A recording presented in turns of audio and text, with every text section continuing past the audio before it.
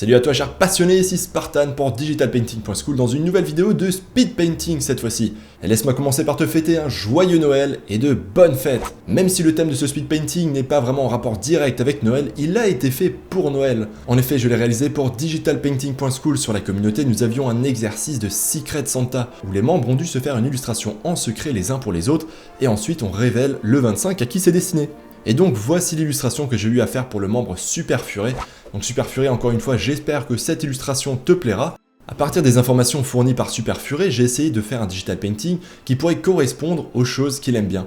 Et il y avait notamment dans la liste la fantaisie et le tir à l'arc. Il n'en fallait pas plus pour que je fasse un archer en train de tirer la flèche de la dernière chance vers une espèce de rhinocéros géant en train de lui foncer dessus.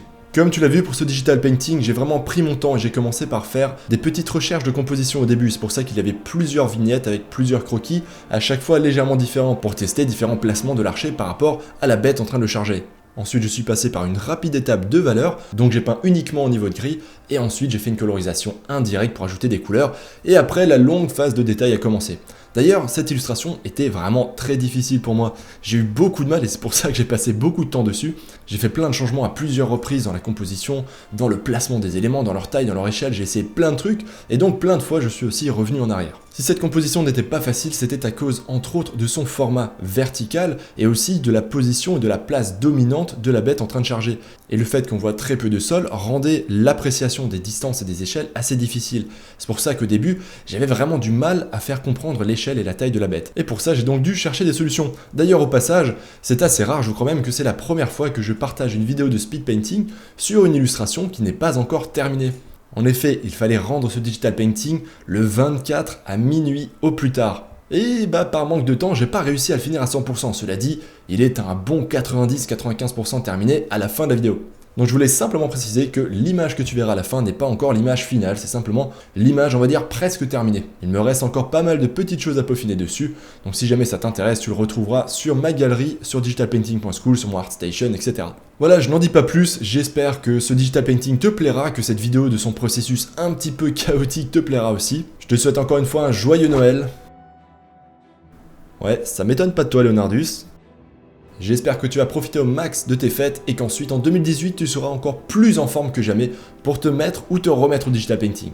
Sur ce, cher passionné, bonne vidéo, bon Noël et bonne fête. Ciao!